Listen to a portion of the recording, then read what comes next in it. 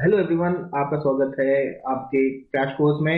Day 11 हम लोग कर रहे हैं। 10 दिन हम लोग कंप्लीट कर चुके हैं। हमारा 11th डे अब यहाँ स्टार्ट होता है with directive principle of state policy.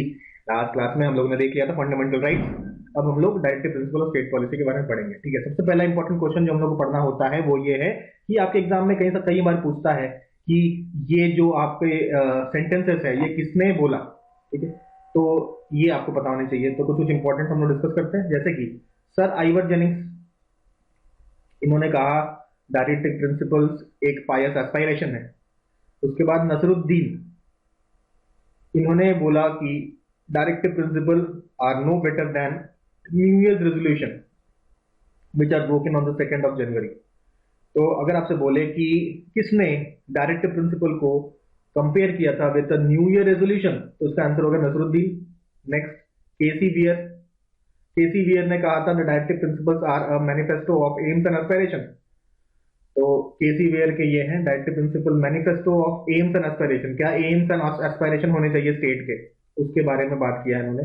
उसके बाद टीटी कृष्णमाचारी, इन्होंने कहा कि it is described as a veritable dustbin of sentiment. Dustbin बोल दिया इनको। ठीक है, it's a veritable dustbin of sentiments. ठीक है, उसके बाद के टी शाह साहब, इन्होंने तो जो बेइज्जती करी है क्या बताया जाए। इन्होंने बोला नीडलेस फ्रॉड, फ्रॉड है ये, तो क्या है ना, पायस सुपरफ्यूटीज। ठीक है, उसके बाद इन्होंने excellent window dressing without stock behind the dressing. ठीक है, a cheque on a bank payable when able only when the resources of the bank permit. तो ये सब बेइज्जती की है। तो सबसे ज्यादा बेइज्जती की है केटी शाह साहब ने। तो फिर से एक बार देखेंगे यार, देखो पायस। ठीक है, जेनिंग साहब देखो अंग्रेजी में लिखा है ना पायस एस्पायरेशन, अंग्रेज है तो अंग्रेजी बहुत इनकी हार्ड है, तो समझ लीजिए पायस एस्पायरेशन मतलब आइवर जेनिंग्स। ठीक है, अब क्या कहते हैं नसरुद्दीन साहब, क्या कहते हैं न्यू ईयर की पार्टी कर रहे हैं। ऐसे याद रखिए, नसरुद्दीन साहब क्या करते हैं, न्यू ईयर की पार्टी करते हैं। तो उन्होंने कहा कि न्यू ईयर रेजोल्यूशन है। ठीक है, केसी वेयर साहब, directive principles are manifesto of aims and aspiration. ठीक है, तो ये कठिन अंग्रेजी बोलने वाले जो है वो सब अंग्रेज है। तो केसी वेयर साहब ने कहा इनको मैनिफेस्टो। ठीक है, अभी कृष्णमाचारी जी उन्होंने कहा डस्टबिन है। डस्टबिन से याद रखिए कृष्णमाचारी जी का। फिर केटी साहब, मतलब सबसे ज्यादा बेइज्जती कौन करते हैं, फ्रॉड बोल देते हैं इनको, क्या क्या नहीं बोल देते हैं। ठीक है, it is cheque on a bank payable when able only when the resources of the bank permit. तो ऐसा याद तो रखना ही पड़ेगा और कोई ऑप्शन तो है नहीं। ठीक है, बार बार पढ़िए याद हो जाएगा।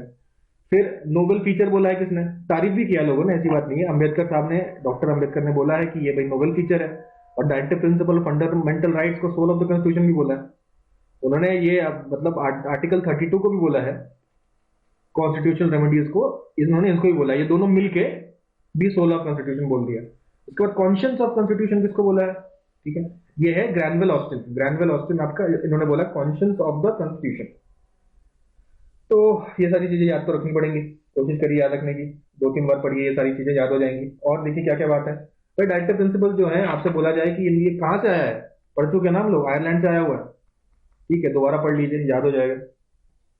ठीक है, और एक्चुअली में क्या हुआ था कि ये सबसे पहले स्पेनिश कॉन्स्टिट्यूशन में ये दिया हुआ था, तो आयरलैंड ने उससे चुरा लिया और हमने आयरलैंड से चुरा लिया। ठीक है, तो ये आयरलैंड आयरलैंड के कॉन्स्टिट्यूशन से हमने लिया है, आयरलैंड ने किसके, स्पेन के कॉन्स्टिट्यूशन में से लिया है। तो दोनों कॉन्स्टिट्यूशन में आपको डायरेक्टिव प्रिंसिपल्स दिए होंगे।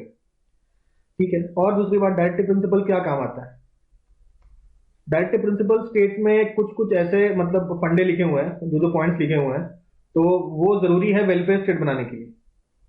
वेलफेयर स्टेट बनाने के लिए तो बेसिकली एक डायरेक्शन है, डायरेक्शन दिया गया है गवर्नमेंट को कि भाई इसको फॉलो करिए। इसको अगर ये डायरेक्टिव प्रिंसिपल को फॉलो करते हैं तो एक अच्छा गवर्नेंस माना जाएगा। तो गवर्नमेंट को कोशिश रहता है कि डायरेक्टिव प्रिंसिपल को फॉलो करना चाहिए। लेकिन अगर नहीं करे तो क्या कोर्ट में ले जा सकते हैं, तो नहीं, जस्टिफाइबल नहीं है, जस्टिफाइबल नहीं है। इसको आप कोर्ट में घसीट नहीं सकते कि भाई देखो गवर्नमेंट ने डायरेक्टिव प्रिंसिपल पूरा नहीं किया। तो ये बात है, ये इसलिए इसलिए फंडामेंटल राइट से अलग है। फंडामेंटल राइट्स आपका कोई अगर हनन करे तो आप सीधे पहुंच जाइए सुप्रीम कोर्ट, डायरेक्ट पहुंच जाइए। तो ये कुछ बातें हम लोग ने डायरेक्टिव प्रिंसिपल के बारे में देखी है। तो 2-3 चीजें और देखते हैं। सबसे पहले देखिए, गोल्स ऑफ सोशल रेवोल्यूशन बोला किसने है जी, ग्रैनवेल ऑस्टिन ने। इन्होंने कॉन्शियंस भी बोला और इन्होंने कहा goals of social revolution. Social revolution goal होगा डायरेक्टिव प्रिंसिपल का। ठीक है, उसके बाद moral precepts of for authority, ये किसने बोला, बी एन राव। हमारे जो लीगल एडवाइजर थे बी एन राव, उन्होंने ऐसी बात बोल दी। तो ये सारे जो पॉइंट्स है याद रखना पड़ेगा, कोई इसका कोई शॉर्टकट है नहीं। ठीक है, फिर देखिए 1980 में केस आता है, बहुत मस्त केस, बहुत प्यारा केस, जो होता है मिनर्वा मिल्स केस। ठीक है, तो इन्होंने क्या बोला, तो इन्होंने बोला कि the Indian constitution is founded on the bedrock, ठीक है, on the bedrock of balance between fundamental rights and directive principle of state policy. कह रहे हैं हमारा जो इंडियन कॉन्स्टिट्यूशन है उसका बेडरॉक क्या है, फंडामेंटल राइट्स और डायरेक्टिव प्रिंसिपल। ठीक है, ये कौन कहता है, सुप्रीम कोर्ट कहती है। कौन से केस में कहती है, मिनर्वा मिल्स केस, कब हुआ था, 1980 में।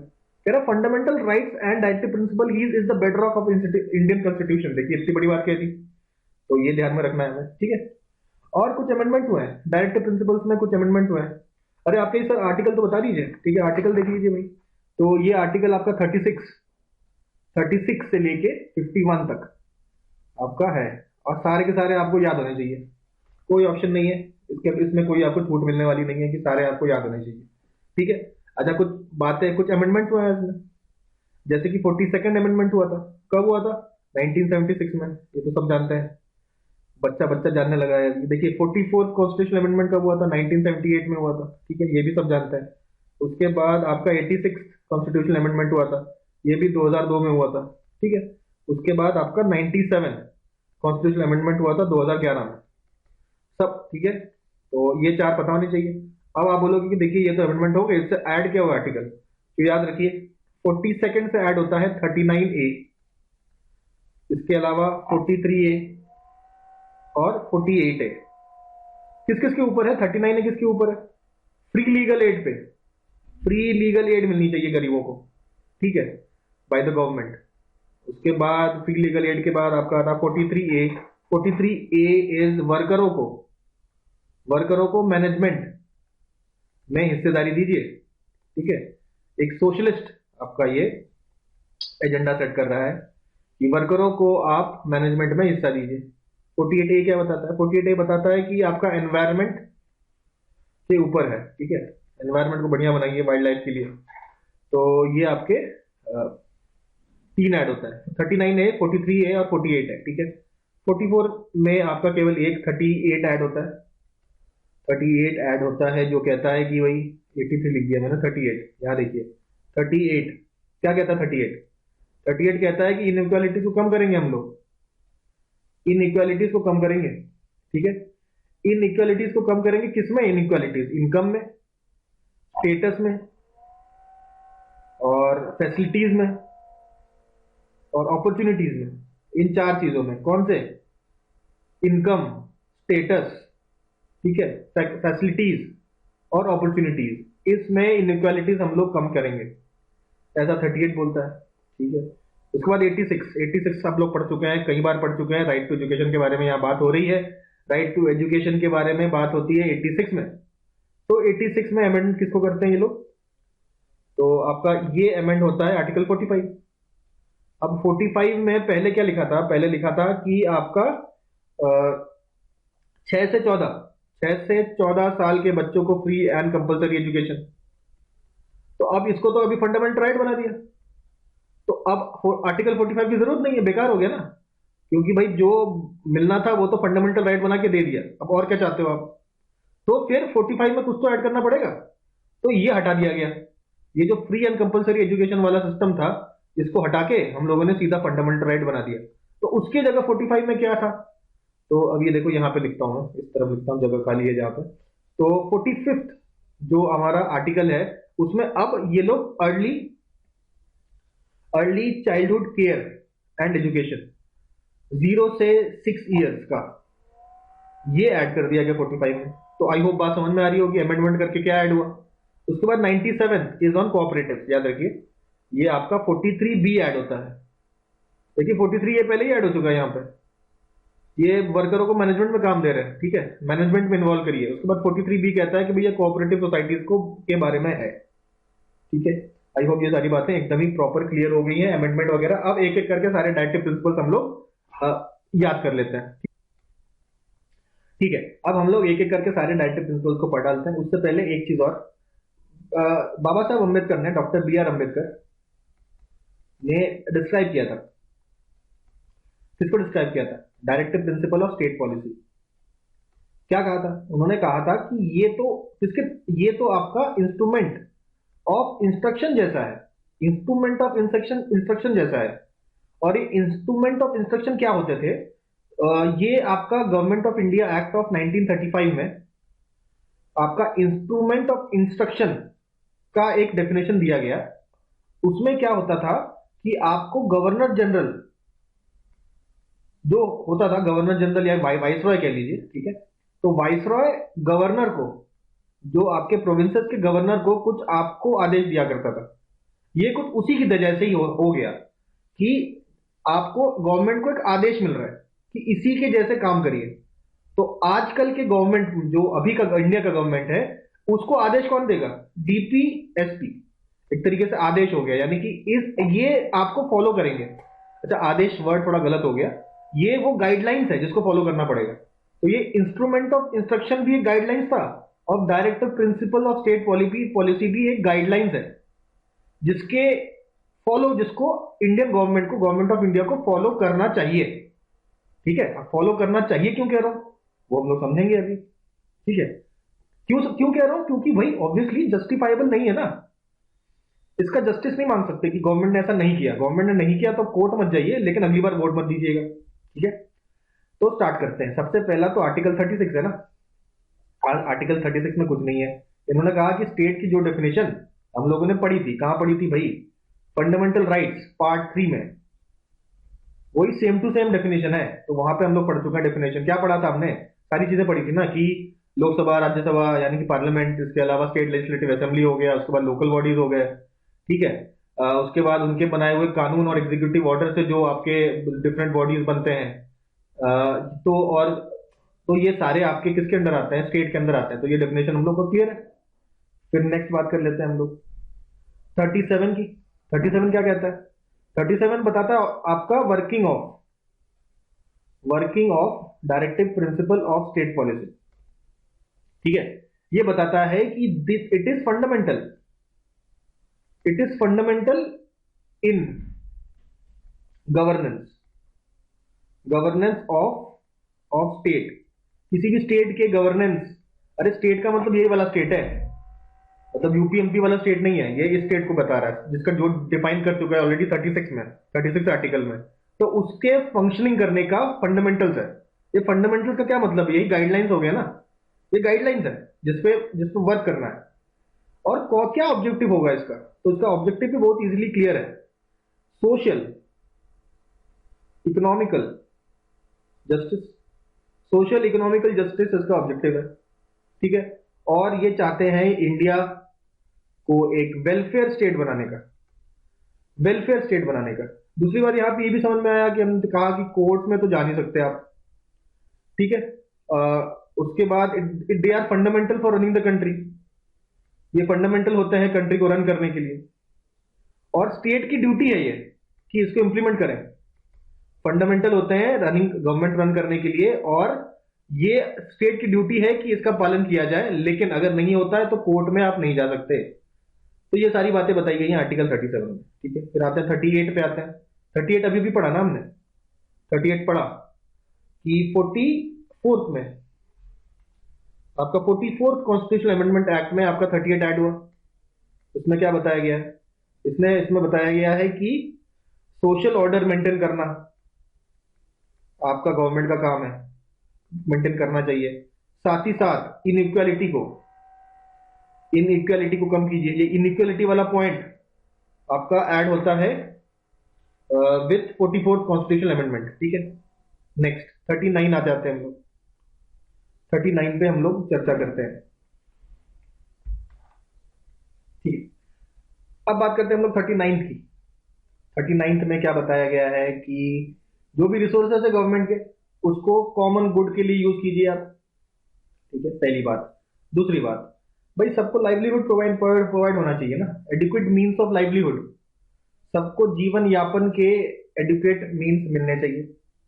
ठीक है, अच्छा चलो लाइवलीहुड दे दिया आपने, लेकिन equal pay for equal work नहीं दे रहे।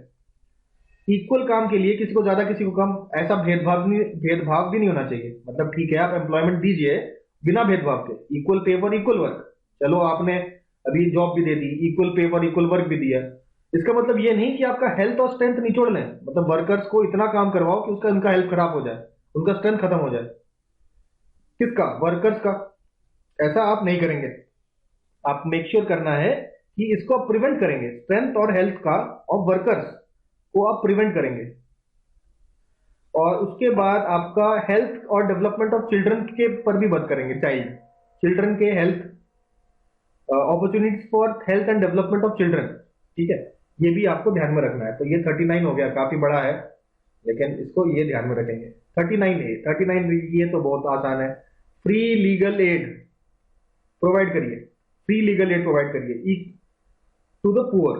गरीबों को आप, ऐसा नहीं है कि जस्टिस से वंचित रखें, गरीबों को भी जस्टिस मिलना चाहिए, उसके लिए फ्री लीगल एड की स्थापना होनी चाहिए।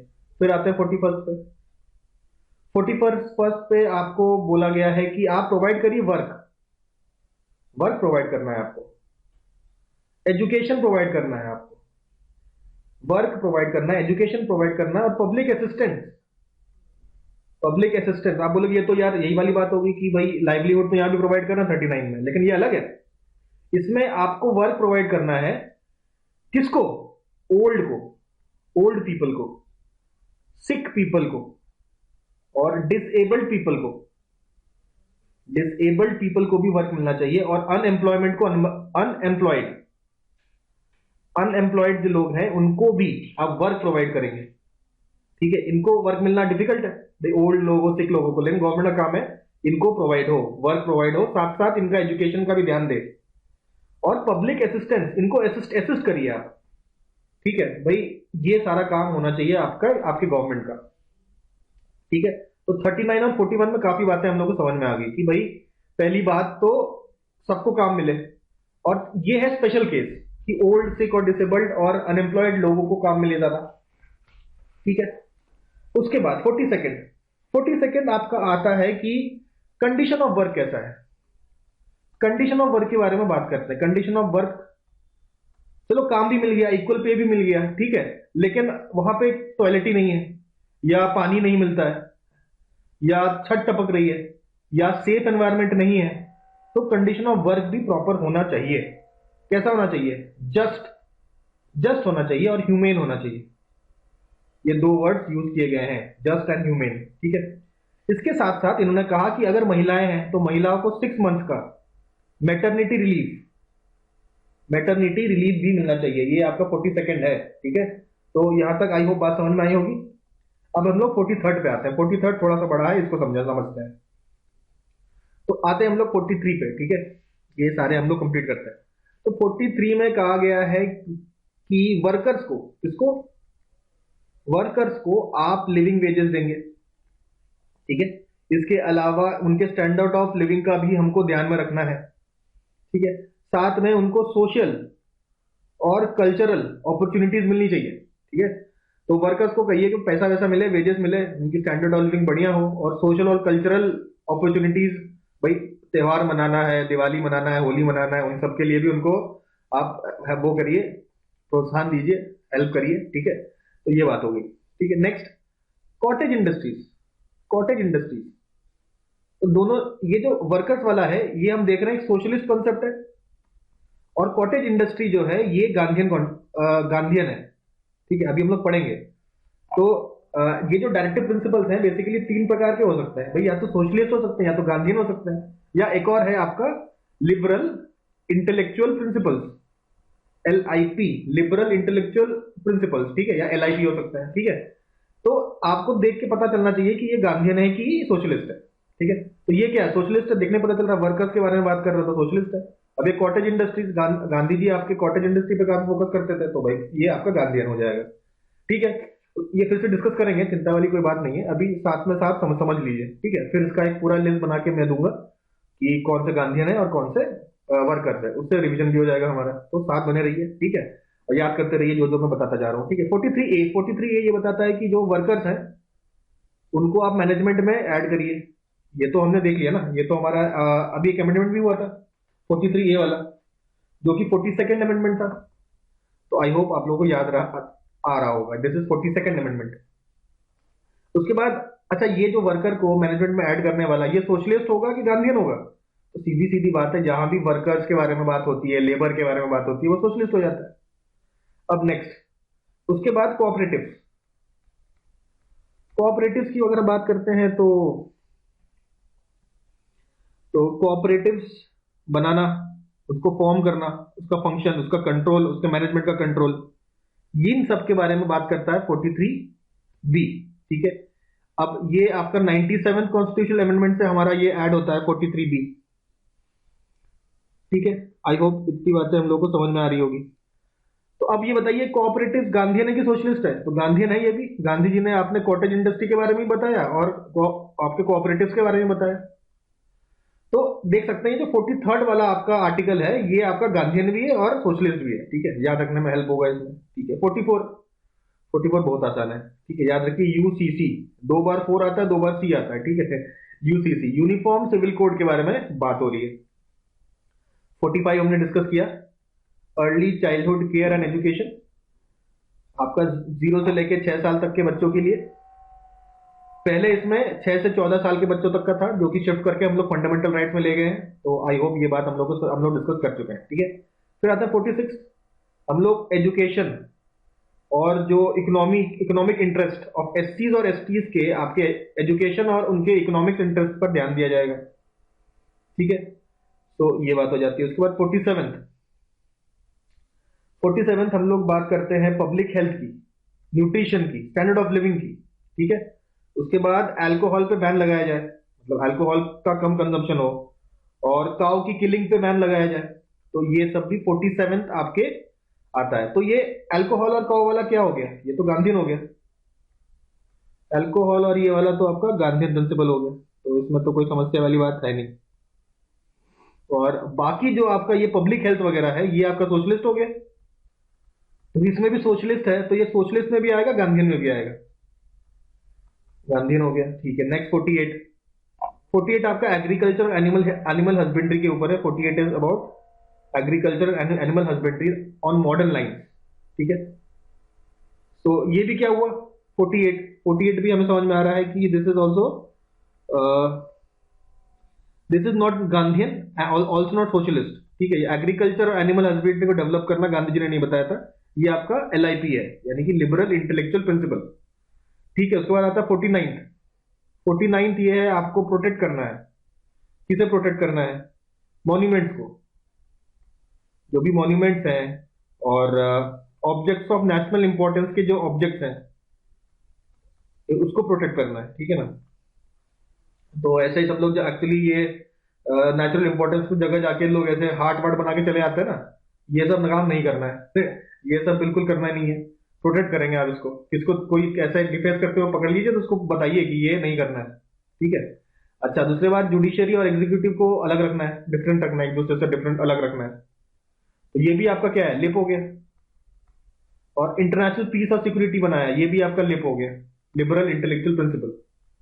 और 49 क्या होगा भाई? 49 भी आपका लिप हो जाएगा। तो 48 से लेके 51 तक सारे आपके लिप है, लिबरल इंटेलेक्चुअल प्रिंसिपल्स में आते हैं। ठीक है, तो एक आपका 48 के साथ 48A भी आता है, 48 आपका A भी आ जाता है। 48A क्या बताता है और कौन से अमेंडमेंट से आया था? तो 48A हमारा 42nd से आया है, ये आप लोगों को पता होगा। जो क्या बताता है, 48A talks about environment protection. 48A आपका एनवायरमेंट को प्रोटेक्ट करने की बात बताता है। फॉरेस्ट एंड वाइल्ड लाइफ, ठीक है, एनवायरमेंट, फॉरेस्ट और वाइल्ड लाइफ को प्रोटेक्ट करने की बात बताता है। तो अभी हमने पता है, हमने प्रोजेक्ट टाइगर 1973 में लाते हैं ना, तो अब बताइए ये किसके, तो ये क्या आपका 48A के लिए किया हमने, तो प्रोजेक्ट टाइगर लाया, टाइगर के ऊपर जो लॉज बनाए हैं, तो ये आपका डायरेक्टिव प्रिंसिपल 48A को लॉ का रूप दिया है, तो उसके ऊपर काम हुआ है, तो अच्छा काम हुआ है। तो डायरेक्टिव प्रिंसिपल के ऊपर जब भी कुछ काम होता है तो हम कहते हैं कि बढ़िया काम कर रहा है गवर्नमेंट, डायरेक्टिव प्रिंसिपल्स को फोकस करके अपने लॉज बना रहा है। ठीक है, तो ये सारी बात हम लोग की कंप्लीट हो गई है। अब हम लोग एक एक करके देखेंगे सारे आर्टिकल्स आपके गांधीयन है, सोशलिस्ट है कि लिप है। ठीक है, एक आपका शॉर्ट रिवीजन भी हो जाएगा और ये सारी आपको पता भी चल जाएंगे गांधीयन, सोशलिस्ट और लिप कौन से हैं।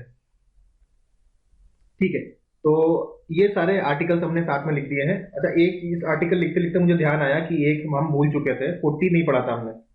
40 वाला किस पर बेस्ड होता है? On village panchayat. ठीक है ना, तो article 40 is on panchayat, village panchayat आपका पे काम होना चाहिए। ठीक है, सो ये सारी बातें हो गई। एक एक करके देखते हैं भाई। 36 37 का तो कोई मतलब ही नहीं है। 36 में उसने डिफाइन किया, स्टेट क्या है। 37 बताया है कि भाई बेसिकली आपके डायरेक्टिव प्रिंसिपल फंडामेंटल होते हैं कंट्री को गवर्न करने के लिए, स्टेट को गवर्न करने के लिए।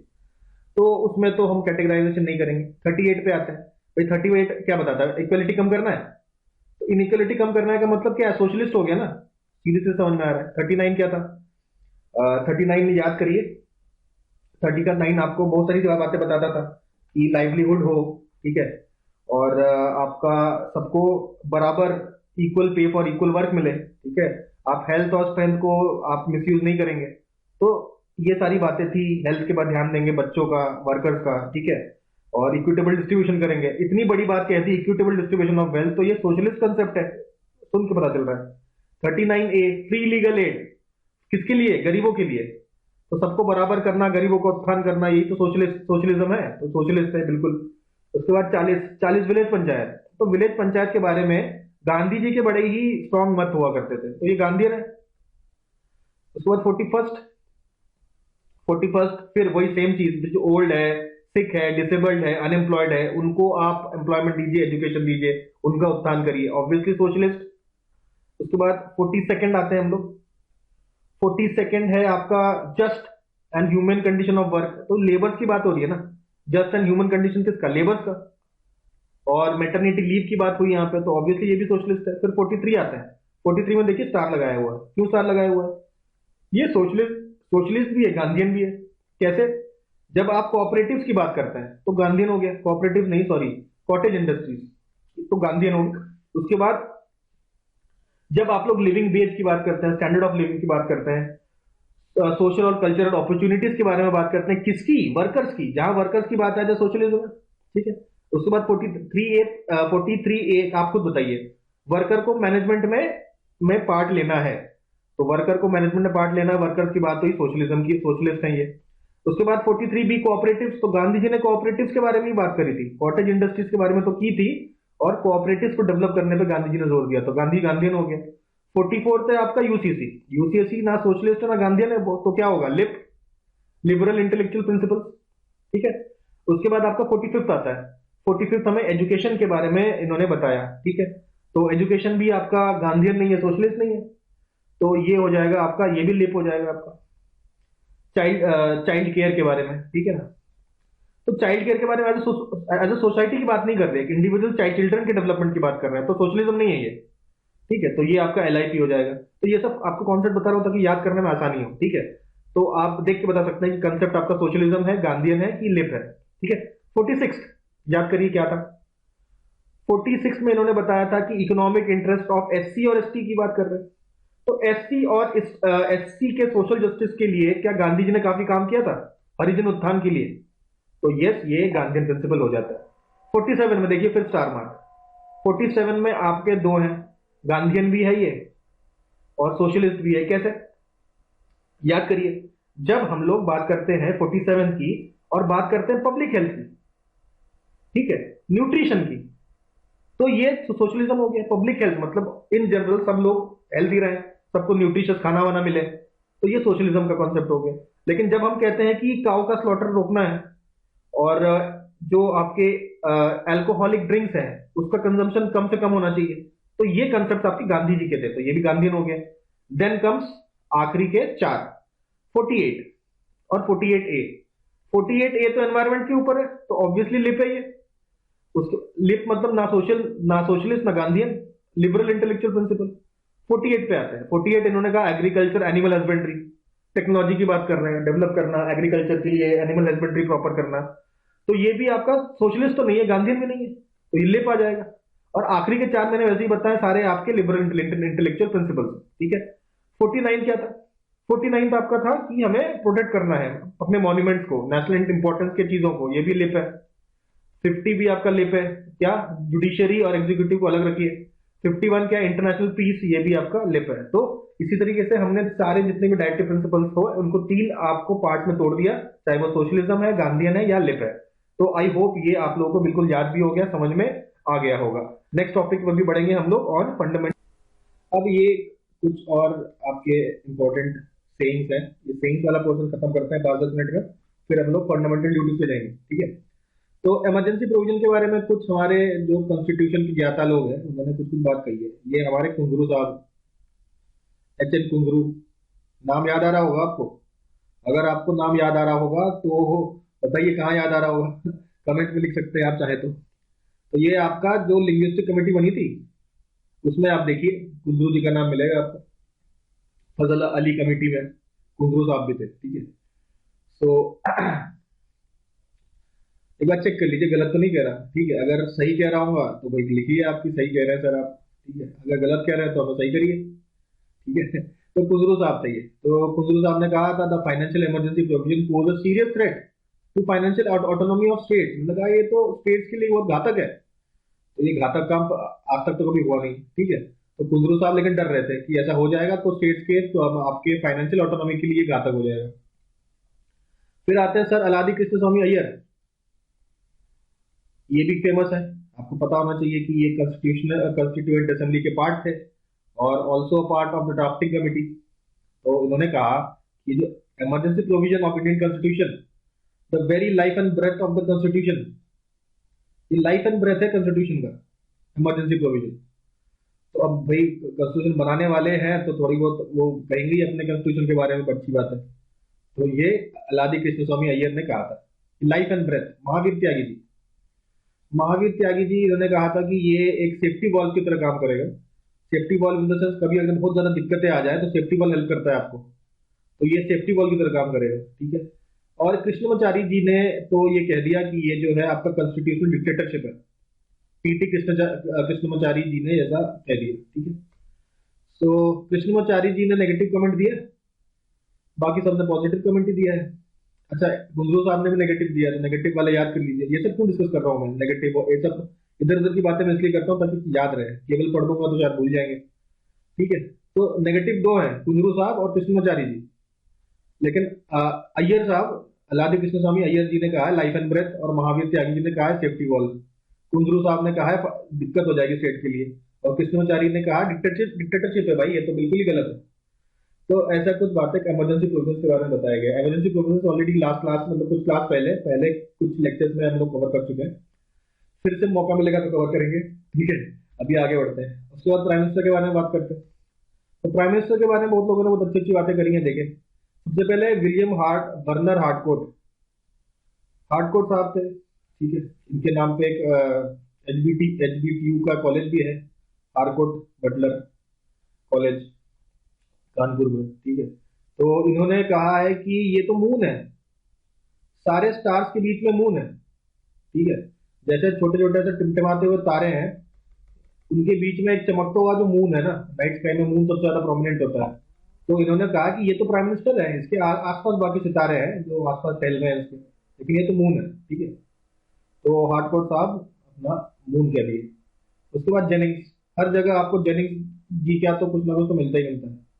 तो इन्होंने कहा he is rather a sun around which planet revolve. इन्होंने कहा कि भैया ये सन है, तो जेनिंग्स ने कहा सन, बटलर ने कहा मून। फिर एच जे लास्की आते हैं, ये जो सन मून वाले ये 2 हैं, ठीक है। उसके बाद मुंद्रो जी ने, यहाँ मुंद्रो ने कहा कैप्टन ऑफ शिप है, अगर ये जहाज है तो he is the captain of the ship. उसके बाद HRG ग्रीव्स आते हैं, ग्रीव्स, इन्होंने कहा ये तो मास्टर है, government is the master of the country and he is the master of the government, ठीक है। इसमें समझने वाला कुछ नहीं है, याद रखिए मास्टर किसने बोला, ग्रीव्स ने। Next Laski, HJ Laski, it is central to its formation, central to its life and central to its death. Prime minister के लिए बोला the pivot around which the entire government machinery revolves, ये आपका Laski साहब ने बोला। तो Laski साहब ने कुछ एक्सप्लेन किया कि क्यों होता है। बाकी हार्डकोर साहब ने बोला मून है, जेनिंग जी ने बोला सन है, और मुनरो जी ने कहा कि क्या कहते हैं, नाम से भी इनको लग रहा होगा ना कि शिप के कोई कैप्टन वैप्टन होंगे मुनरो साहब, तो उनको कैप्टन याद आ गए शिप के। उसके बाद ग्रीव जी ने बोला कि मास्टर साहब हैं ये, गवर्नमेंट के मास्टर साहब हैं, गवर्नमेंट आपका मास्टर ऑफ द कंट्री है, तो ऐसा कुछ कहा गया। तो ये पीएम के बारे में भी कुछ लोगों ने बात करी, ये सब हम लोग डिस्कस कर लिया। अब आते हैं हमारे मुद्दे पे। तो ये जितने भी सेइंग्स है ना, ये याद करना पड़ेगा आपको, और ऐसे नहीं कि बैठ के रटिएगा, 2-3 बार पढ़िएगा याद हो जाएगा, ठीक है।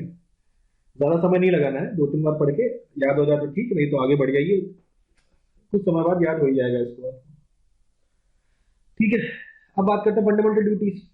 तो सबसे पहली बात तो ये क्या अमेंडमेंट से आया है? अरे ये पूरा का पूरा फंडामेंटल ड्यूटीज आपका 4A पार्ट है, तो ये सारा अमेंडमेंट से आया है। कौन से अमेंडमेंट से आया है ये पूछेगा, तो 42nd कॉन्स्टिट्यूशन अमेंडमेंट से आया है ये, ठीक है। राइट टू प्रॉपर्टी किससे हटा था? 44 से हटा था, ठीक है। ये सब याद करते रहिए। राइट टू प्रॉपर्टी 44 से हटा था, लेकिन फंडामेंटल ड्यूटीज आया था 42 से, ठीक है। तो ये बात हो गई। उसके बाद 42 से मतलब हमने देखा कि उसमें भी चेंजेस हुए थे, प्रियम्बल में भी 3 वर्ड्स ऐड हुए थे, ठीक है। आपको याद आ रहा होगा तो कमेंट में लिख सकते हैं, ठीक है। सो ये बातें हो गई फंडामेंटल ड्यूटीज की। अच्छा, कॉन्स्टिट्यूशन अमेंडमेंट हमने देखा 42nd, तो 42nd से इन्होंने 10 आपके डाल दी फंडामेंटल ड्यूटीज, ठीक है। फिर आपका डाला इन्होंने 11वां राइट टू एजुकेशन, यानी कि 86 constitution amendment act. I hope ये आप लोगों को याद होगा। 86 कॉन्स्टिट्यूशन अमेंडमेंट एक्ट से 11th आपका ड्यूटी ऐड किया, जो राइट टू एजुकेशन के लिए है कि भाई आपके 6 से 14 साल बच्चों को स्कूल भेजो भाई, ऐसा कहा गया 11th में। तो ये हो गए अमेंडमेंट्स, 2 अमेंडमेंट्स आपके देखे, 42 और 86। इससे 10 आते हैं, इससे 11वां आता है, ठीक है। नेक्स्ट पार्ट डिस्कस किया ना हमने। 4A आर्टिकल्स बता दीजिए, आर्टिकल कौन सा है? 51A, एकमात्र आर्टिकल है, इसमें सारे पॉइंट लिखे होंगे 11, ठीक है। उसके बाद इंस्पिरेशन कहां से लिया? तो इंस्पिरेशन लिया रशिया से। अच्छा, उस समय रशिया नहीं था, यूएसएसआर था, तो रशिया मत लिखिए, यूएसएसआर देखिए, यूएसएसआर से इन्होंने इंस्पिरेशन लिया, ठीक है। अच्छा, फिर एक सवाल और बनता है, ये जो फंडामेंटल ड्यूटीज जो है ना, ये एक्चुअली में जो सोशलिस्ट कंट्रीज है उसमें ज्यादा देखने को मिलता है, जैसे कि रशिया सोशलिस्ट जो कंट्रीज है, लेकिन जापान एकमात्र डेमोक्रेटिक कंट्री है, जो कैपिटलिस्ट डेमोक्रेटिक कंट्री है जापान, जिसमें आपका फंडामेंटल ड्यूटीज है। तो एकमात्र कैपिटलिस्ट और आपका नॉन सोशलिस्ट कंट्री जापान है, डेमोक्रेटिक कंट्री है, जिसमें आपका फंडामेंटल ड्यूटीज की बात करते हैं, ठीक है, वो है जापान। तो ये हो गया हमारे इंस्पिरेशन के बारे में। फिर आपकी कमेटी के बारे में, 2 कमेटी बहुत इंपॉर्टेंट है। पहला कमेटी है जो सब लोग जानते भी हैं, याद भी रखते हैं, वो है स्वर्ण सिंह कमेटी। तो उसी के रिकमेंडेशन से ही इंदिरा गांधी जी ने आपका फंडामेंटल ड्यूटीज ऐड करा। दूसरा दूसरा लोग भूल जाते हैं, लेकिन ये याद रखना जरूरी है। तो ये कौन सा कमेटी है? वर्मा कमेटी। तो ये आपका वर्मा कमेटी है, जिन्होंने जे एस वर्मा कमेटी, इन्होंने कैसा कहा कि ये जो फंडामेंटल ड्यूटीज है ना, ये तो आपने लिख तो दिया है, लेकिन इसका इफेक्टिवनेस तो होना चाहिए। अब मैंने अपने ड्यूटी सबको दिए हैं, कोई फॉलो कर नहीं रहा, क्या फायदा? तो किस तरीके से लोग इसको ज्यादा फॉलो करें, किस तरीके से और ज्यादा इफेक्टिव होगा, इसके रिकमेंडेशन किसने दिए? जे एस वर्मा कमेटी ने। अब बोलेंगे सर बताइए कब बैठा? 1998 को बैठा, ठीक है। तो ये सब बातें हो चुकी हैं, और ये 1976 में आपका वही आपका सॉल्टिंग कमेटी ने ये दिया 1976 में। तो ये सारी बातें हम लोगों ने कर ली। अब हमारा अगला काम क्या बचा? अगला काम केवल एक बचा, सारे के सारे आपके 11 के 11 आपको याद होने चाहिए नंबर वाइज। उसको याद करने की कुछ ट्रिक्स बनाने की कोशिश करते हैं ताकि बढ़िया से याद हो जाए। तो फंडामेंटल ड्यूटीज याद करने की एक तरकीब लगाइए, ठीक है।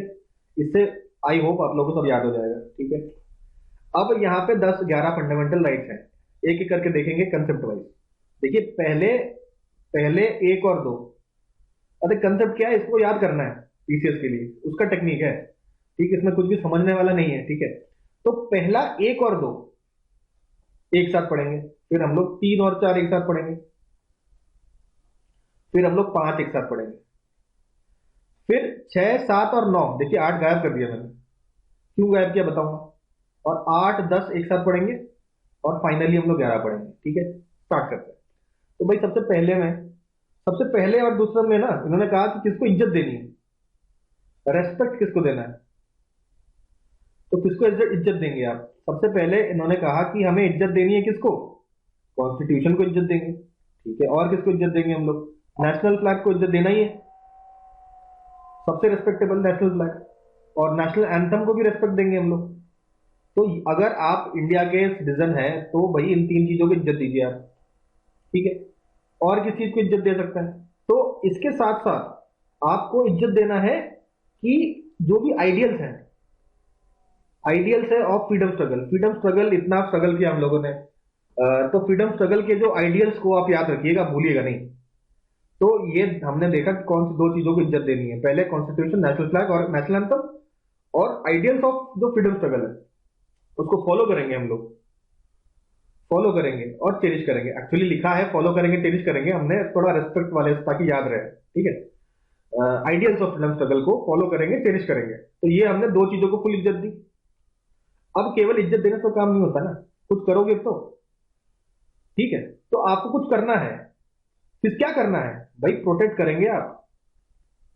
ऐसा नहीं कि केवल इज्जत दे रहे हैं, प्रोटेक्ट करेंगे किसको? कंट्री के सॉवरेनिटी को और यूनिटी को और इंटीग्रिटी को प्रोटेक्ट करना है। सॉवरेनिटी, यूनिटी और इंटीग्रिटी को प्रोटेक्ट करना है, खाली नहीं बैठना है, ठीक है। और क्या करना है? कह रहे अगर कोई मौका मिले तो कंट्री को डिफेंड करना है। अगर कंट्री पे कोई मुसीबत आती है तो as the citizen of the country आपको उसको डिफेंड करना है। और कोई भी नेशनल सर्विस अगर आती है आपके साथ पास तो उसको भी करना है। अगर वोटिंग में ड्यूटी मिल गई तो करना है, ठीक है। अगर कोई आपदा आती है और किसी को हेल्प करना है तो आपको करना है, ठीक है। कंट्री पे अगर अटैक होता है तो हर तरीके से आपको डिफेंड करने में हेल्प करना है। तो अभी हम दो चीज देखा। पहली बात तो आप इज्जत करेंगे किसको, उसके बाद करेंगे क्या? हाथ से, ठीक है। तो ये बेसिकली आपका मनसा और कर्मणा हो गया। ये मन से क्या करेंगे हम, अपने मन से क्या करेंगे, ये अपने कर्म से क्या करेंगे। फिर आता है 5, ये तो बड़े काम है ना, ये कोई एक बड़ा काम है। तो उसके बाद छोटे छोटे काम है, जैसे कि आपका व्यवहार कैसा होगा। भाई आपका व्यवहार कैसा होना चाहिए? व्यवहार होना चाहिए आपका ऐसा कि भाईचारे का, ब्रदरहुड। भाई भाईचारा बनाए रखेंगे हम लोग, ब्रदरहुड, आपस में भाईचारा बनाए रखेंगे। ये नहीं कि एक दूसरे से लड़ाई लड़ाई झगड़ा करना है। अपना व्यवहार ऐसा रखेंगे कि देश के लोगों के साथ, आपके भाई हैं उनके साथ भाईचारा बढ़ाइए, ठीक है। तो ये आपका व्यवहार हो गया। तो हमने देखा कि पहले आप मन से क्या करेंगे, कर्म से क्या करेंगे और अपने व्यवहार से क्या करेंगे। अगली 3 जो है ये है आपका भाई आपको मेंटेन भी तो करना है देश को। देश तो बन गया, उसको बना रहे उस तरीके से, देश की चीजों को प्रोटेक्ट करना है। तो ये छोटा काम है, ये तो बड़ा काम हो गया। ये भी आपका एक तरीके से कर्म ही है, लेकिन ये थोड़ा सा छोटा कर्म है, स्मॉल। छोटा कर्म क्या क्या है? दिखने में छोटा है लेकिन भाई कहते हैं ना, छोटी छोटी लेकिन मोटी बात है, ठीक है। तो अब क्या करेंगे? सबसे पहला आपका हेरिटेज को प्रोटेक्ट करेंगे हम लोग। इंडिया के जो रिच हेरिटेज को है प्रोटेक्ट करना है। इसके अलावा जो भी अ, आपके नेचुरल एनवायरनमेंट है, नेचुरल एनवायरनमेंट प्रोटेक्ट करना है। थोड़ा रिलेट करिए इसको। नेचुरल एनवायरनमेंट हमने उसमें ही पढ़ा था, डायरेक्टिव प्रिंसिपल्स में। कहां पढ़ा था भाई? 48A में पढ़ा था, ठीक है। उसके बाद नेचुरल हेरिटेज प्रोटेक्ट करना था ना, तो ये भी डीपीएससी में इसका भी एक रिलेटेड एक है। हम लोग नेशनल मॉन्यूमेंट्स और नेशनल इंपॉर्टेंस की चीजों को प्रोटेक्ट करना हमारे डीपीएस में भी था, 49, ठीक है। उसी तरीके से यहां भी हमको मिला है कि भैया रिच हेरिटेज को प्रोटेक्ट करना। तो थोड़ी सिमिलैरिटी है, इसको टेस्ट करते हुआ सवाल पूछ सकता है, तो ध्यान रखिए। 6 और 7, 8 स्किप कर दिया कोई बात नहीं, 9 देखिए एक जैसा है ना। तो हमने हेरिटेज को बचाया, नेशनल नेशनल आपके एनवायरनमेंट को बचाया, और जो भी पब्लिक प्रॉपर्टी है, पब्लिक प्रॉपर्टी जैसे बस स्टैंड हो गया, जो आपके किनारे में कुर्सियां लगी है या पार्क लगा है, तो सबके लिए है ना। तो जो प्रॉपर्टी सबकी है उसको प्रोटेक्ट करना है आपको, अपनी तो आप करते ही हो, ठीक है। तो पब्लिक प्रॉपर्टी को भी प्रोटेक्ट करना है। तो ये है छोटा काम मेंटेन करने के लिए। 6, 7 और 9, हेरिटेज, नेचुरल एनवायरनमेंट और पब्लिक प्रॉपर्टी। इसके बाद बचे 2, 8 और 9। ये है हमारा इंटेलेक्चुअल कैसा होना चाहिए, इंटेलेक्ट यानी कि बुद्धि। हमारी बुद्धि कैसी होनी चाहिए? हमारी बुद्धि कुछ ऐसे हो कि साइंटिफिक टेम्पर हो उसमें, साइंटिफिक टेम्पर, ठीक है। उसके साथ ह्यूमैनिटी हो और स्पिरिट ऑफ इंक्वायरी हो। Spirit of inquiry. Spirit of inquiry तो जरूरी है, क्योंकि यही तो हमें जानवरों से अलग बनाता है कि इंक्वायर करने का क्या होगा, कैसे होगा, ठीक है। स्पिरिट ऑफ इंक्वायरी होना जरूरी है। और हर काम जो आप करें 10th, उसमें होना चाहिए एक्सीलेंस। भाई अगर आप पेंटर है तो आप कहिए कि सबसे बेहतरीन पेंटर बनेंगे, अगर आप टीचर है तो आप कहिए सबसे बेहतरीन टीचर बनेंगे। तो अगर अपना काम आप बहुत अच्छे से करेंगे तो ये एक तरीके से देश को हेल्प करेगा। साइंटिस्ट है तो आप बोलेंगे सबसे बढ़िया साइंटिस्ट बनना है हमें। एक्सीलेंस प्राप्त करिए जो भी आप काम करते हैं, ठीक है। तो 8th हमने देखा कि भाई साइंटिफिक टेम्पर, ह्यूमैनिटी और स्पिरिट ऑफ इंक्वायरी, और 10th है एक्सीलेंस। तो ये है आपका बुद्धि से क्या काम करेंगे, ठीक है। अब फिर से देखेंगे, सबसे पहले मन से क्या काम करेंगे, इज्जत देंगे 3 चीजों को। फिर आइडियल्स को याद रखेंगे। उसके बाद कर्म से क्या करेंगे, कर्म से हमने देखा कि ये भाई नेशनल सर्विस वगैरह करेंगे। आप नेशनल सर्विस करना है, प्रोटेक्ट करना है आपको। 3 और 4 हो गया। उसके बाद भाईचारा हो गया। उसके बाद छोटे छोटे काम क्या करेंगे हम लोग, ये आपका व्यवहार हो गया। ये आपके छोटे काम क्या है कि भाई हेरिटेज को प्रोटेक्ट करना है, नेचुरल एनवायरनमेंट को करना है, पब्लिक प्रॉपर्टी करना है। छोटे काम है लेकिन ये मोटे काम है, इंपॉर्टेंट काम है, ठीक है। उसके बाद 8 और 9 बुद्धि से क्या करेंगे। 8 से आप करेंगे कि भाई इंक्वायरी करेंगे, साइंटिफिक टेम्पर होगा, एक्सीलेंस के लिए पीछे भागेंगे। अब 11 ऐड कर दिया गया। इसमें इन्होंने बोला है कि भाई 6 से 14 साल के बच्चों के लिए हमने फ्री और कंपलसरी एजुकेशन कर दिया है। कम से कम एक काम कर दो, भेजो तो स्कूल। फ्री है एजुकेशन, आपका काम है कि अपने बच्चों को आप पढ़ाई लिखाएं, क्योंकि सरकार ने तो बोल रखा है कि भैया फ्री है एजुकेशन। जब फ्री एजुकेशन है तो ये नहीं कि आप एजुकेशन से रोक रहे हैं उनको, तो आपकी ये ड्यूटी बनती है कि आप उसको भेजें। तो आई होप ये जो थोड़ा सा ट्रिक लगाया है इससे आपको फंडामेंटल ड्यूटी सारे याद हो गए होंगे आई गेस। तो हमने part 1, part 2, part 3, part 4 A खत्म कर दिया। अब हम लोग हमारे नेक्स्ट पार्ट पे आते हैं, जो कि पार्ट 5, यूनियन। ये हम जानते हैं कि भाई 52 से लेके 151 आर्टिकल तक पूरा यूनियन होता है, लेकिन इसमें सबसे पहला पार्ट जो है जो हम लोग पढ़ने जा रहे हैं वो है प्रेसिडेंट का, जो है आर्टिकल 52 से लेके आर्टिकल 78 तक। 52 से लेके 78 प्रेसिडेंट का है जो हम लोग पढ़ेंगे। प्रेसिडेंट के बारे में बात करते हैं। तो प्रेसिडेंट क्या है, हमारा हेड ऑफ स्टेट है। President is the head of state. President को फर्स्ट सिटीजन भी बोल सकते हैं, और प्रेसिडेंट को बोल सकते हैं the symbol of unity and integrity and solidarity of the nation, ठीक है। ये सब चीजें बोल सकते हैं, ठीक है। फिर आते हैं हम लोग एग्जीक्यूटिव में कौन कौन आता है। सवाल पूछेगा कि यूनियन एग्जीक्यूटिव जो है उसमें कौन कौन आते हैं, एग्जीक्यूटिव किसे कहते हैं। तो यूनियन एग्जीक्यूटिव में सबसे पहले तो प्रेसिडेंट आता है। प्रेसिडेंट के अलावा हमारा वाइस प्रेसिडेंट आता है, फिर प्राइम मिनिस्टर आता है, उसके बाद प्राइम मिनिस्टर की काउंसिल ऑफ मिनिस्टर्स आता है, और लास्ट में आपका अटॉर्नी जनरल ऑफ इंडिया आता है। तो ये 5 मिलकर बनाते हैं यूनियन एग्जीक्यूटिव। सारे एग्जीक्यूटिव डिसीजंस यही 5 लोग मिलके लेते हैं, और इन्हीं का योगदान इसमें होता है मेनली आपका प्राइम मिनिस्टर, ठीक है। फिर आर्टिकल हमने देख लिया, आर्टिकल 52 to 78। और अब कुछ बात करते हैं प्रिविलेजेस की। प्रेसिडेंट को कुछ प्रिविलेज मिले हुए हैं। प्रेसिडेंशियल प्रिविलेज क्या है। सबसे पहले प्रेसिडेंट कोई भी बिल को रिटर्न कर सकता है, एक बार रिटर्न कर सकता है फॉर रिकंसिडरेशन।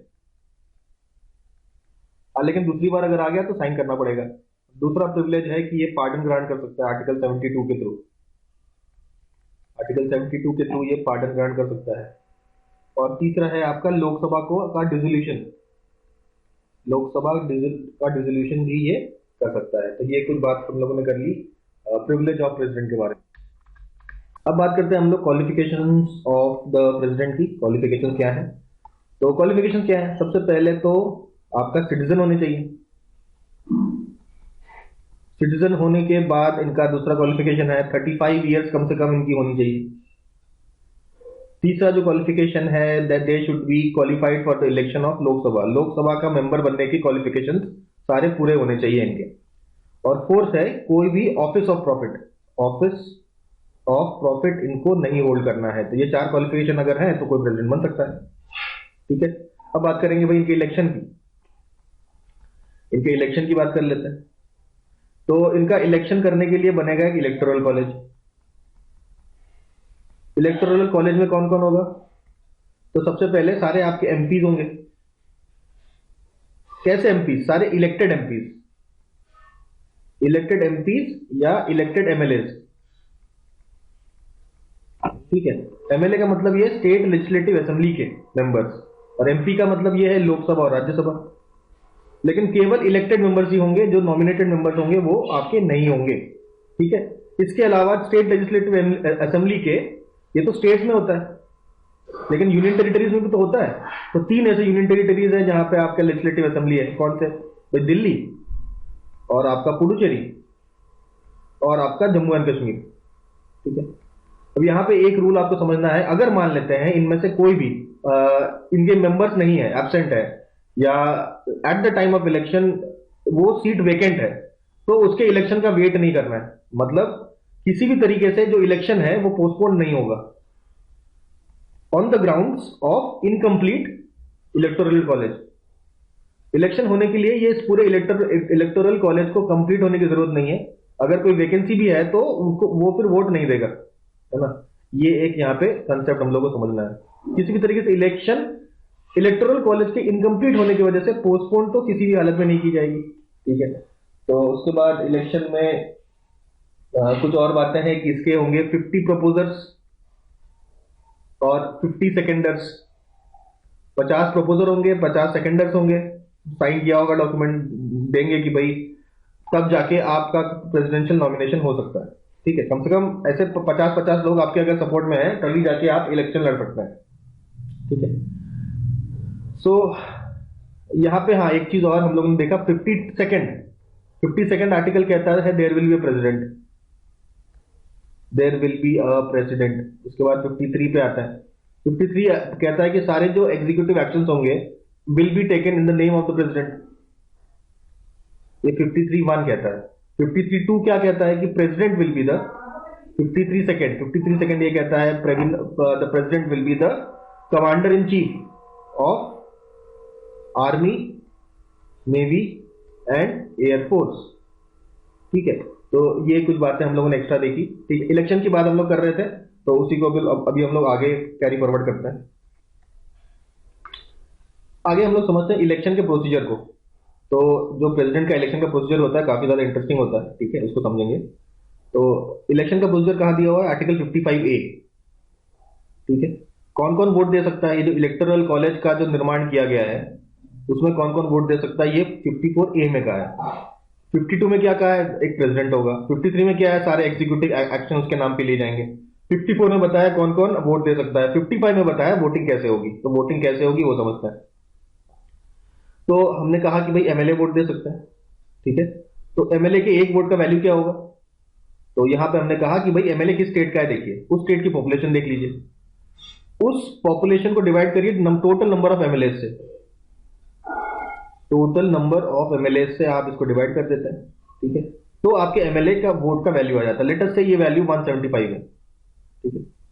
175 आ गया इसका वैल्यू। अच्छा, डिवाइड बाई 1000 भी करेंगे नीचे। Total population divide by total number of MLA divide by 1000, तब जाके आपका एक पर्टिकुलर वैल्यू मिलेगा। तो एक एमएलए का वैल्यू आ गया इस उस स्टेट का। तो उस स्टेट में लेटेस्ट से की क्या कहते हैं 280 एमएलए हैं। तो 280 इंटू एक एमएलए का वैल्यू 175, ये पूरी एक वैल्यू आ जाएगी। ये क्या हो जाएगी? Total value of state. Total value of state आ जाएगी। तो इस तरीके से स्टेट 1 का आ गया, ऐसे सारे स्टेट 2 का आ जाएगा, ऐसे सारे 28 स्टेट का हम लोग ऐड कर देंगे। 28 स्टेट के अलावा 3 यूनियन टेरिटरीज जिनका आपको लेना है, दिल्ली का, पुडुचेरी का और जम्मू कश्मीर का। इन तीनों का वैल्यू हम लोग ऐड करेंगे। मतलब इतनी सारे वैल्यूज जो हैं हम लोग ऐड कर देंगे, हर एक स्टेट का वैल्यू टोटल ऐड कर देंगे। ये एक बड़ा सा वैल्यू आ जाएगा। लेट अस से ये वैल्यू है आपका 5,45,474, एक आर्बिट्री वैल्यू ले लिया मैंने। इसको हमने टोटल नंबर ऑफ एमपी से डिवाइड कर दिया। टोटल नंबर ऑफ एमपी जितने भी हैं, टोटल नंबर ऑफ एमपी से हम लोग ने डिवाइड कर दिया, तो एक वैल्यू आ गई। ठीक है। ये वैल्यू लेटेस्ट से आ गई 776, एग्जांपल ले रहे हैं। तो ये जो 776 है ये होगा वो value of 1 MP. Value of 1 MP. MP के वोट की इतनी वैल्यू है, तो हमने निकाल दिया। अब जितने भी लोग इलेक्टोरल कॉलेज में हैं, जितने भी लोग इलेक्टोरल कॉलेज में हैं आपके, उन सबके वोट का वैल्यू आ गया कि हर एक के वोट का कितना वैल्यू है। हमने देखा यहाँ पे एक एमएलए का एग्जांपल लिया, एक एमएलए के वोट का वैल्यू यहाँ पे 175 आया, यहाँ पे एक एमपी के वोट का वैल्यू 776 आया। तो इस तरीके से सब लोग अब वोटिंग करेंगे। ठीक है। अब वोटिंग करेंगे तो टोटल वैल्यू निकाला जाएगा। टोटल वैल्यू ऑफ वोटिंग निकाला जाएगा, टोटल वैल्यू ऑफ वोटिंग निकाला जाएगा। उसमें टोटल लेके जाएंगे कि भाई किसी कैंडिडेट को कितने एमपी ने वोट डाला है और कितने टोटल एमएलए ने वोट डाला है, उनके सारे वैल्यू को ऐड किया जाएगा, ठीक है। तो इस तरीके से पूरी वोटिंग होगी। अब वोट मिलेगा किसको? इसको बोलते हैं proportional representation system and single transferable vote. ये तरीका हम लोग समझते हैं। एक एग्जांपल लेते हैं। वोट में जीतने के लिए आपको 51% वोट चाहिए, तो 51% वोट किस तरीके से निकलेगा? एक एग्जांपल समझते हैं कि इस वोटिंग में 4 लोग खड़े हैं, there are 4 candidates A B C और डी, ठीक है। अब एज अ एमपी और एमएलए इलेक्टोरल कॉलेज के मेंबर आपको एक पर्चा दे दिया जाएगा। पर्चा में आपको प्रेफरेंस ऑर्डर बताना है, पहला कौन, दूसरा कौन, तीसरा कौन और चौथा कौन। इन चारों का नाम आप लोग प्रेफरेंस ऑर्डर में डाल देंगे, ठीक है। उसके बाद काउंटिंग होगी। काउंटिंग में देखा जाएगा कि ए को कितने वोट पड़े हैं, बी को कितने वोट पड़े हैं, सी को पड़े हैं कितने, डी को पड़े हैं कितने परसेंटेज वोट। तो देखा गया कि केवल फर्स्ट ऑप्शन देखेंगे हम लोग, इसके सेकंड ऑप्शन नहीं देखेंगे हम लोग। हर एक का सबसे पहला प्रायोरिटी देखेंगे। तो ए को मिल गया 30, बी को मिल गया 18, सी को मिल गया 12 और डी को मिल गया 40, ठीक है। तो पहले राउंड की वोटिंग के बाद हमने देखा सी को सबसे कम मिला, यानी कि सी को बाहर कर देना है, ठीक है। तो लेकिन सी को बाहर करने से पहले देखा जाएगा सी को जिन्होंने वोट दिया था फर्स्ट प्रेफरेंस में, इनका सेकंड प्रेफरेंस देखा जाएगा, सेकंड नंबर पे कौन है इनके। तो जो भी सेकंड नंबर पे है उनको ट्रांसफर कर दिया जाएगा वोट।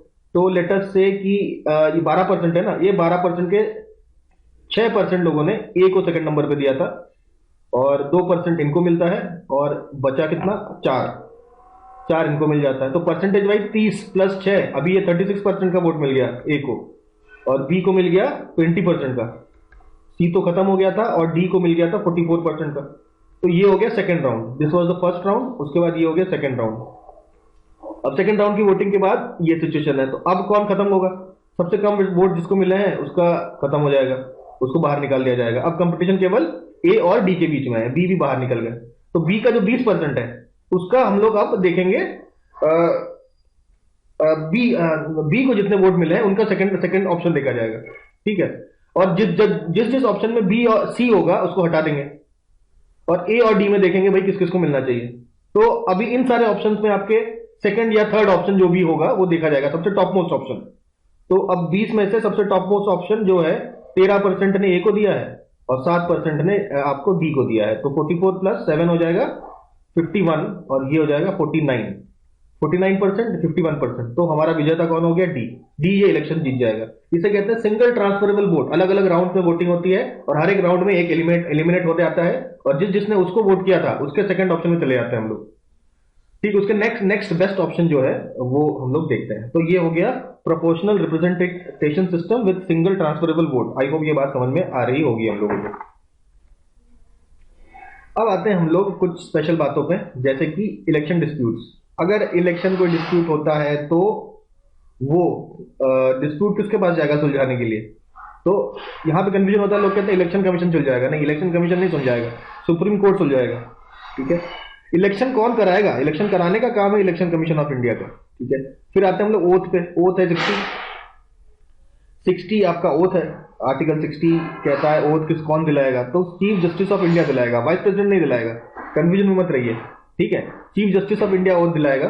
टेन्योर इसका है 5 ईयर्स। 5 ईयर्स कब से? जब वो ऑफिस में आया, जब उसका इलेक्शन हुआ तब से नहीं, जिस दिन उसने क्या कहते हैं अपने श्री कदम आपके ऑफिस में डाले उस दिन से काउंटिंग होगी 5 ईयर्स की, ठीक है। तो उसके बाद आता है रेजिग्नेशन। रेजिग्नेशन देना होगा किसको? भाई वाइस प्रेसिडेंट को आप रिजाइन करके देंगे। इलेक्शन कितनी बार हो सकता है? भाई इनफाइनाइट नंबर ऑफ टाइम्स करिए, any number of times, any number of times. कोई ऐसा लिमिट नहीं है कि इतने बार ही आप प्रेसिडेंट बन सकता है, जिंदगी भर बने में प्रेसिडेंट कोई फर्क नहीं पड़ता, ठीक है। एनी नंबर ऑफ टाइम्स बन सकता है।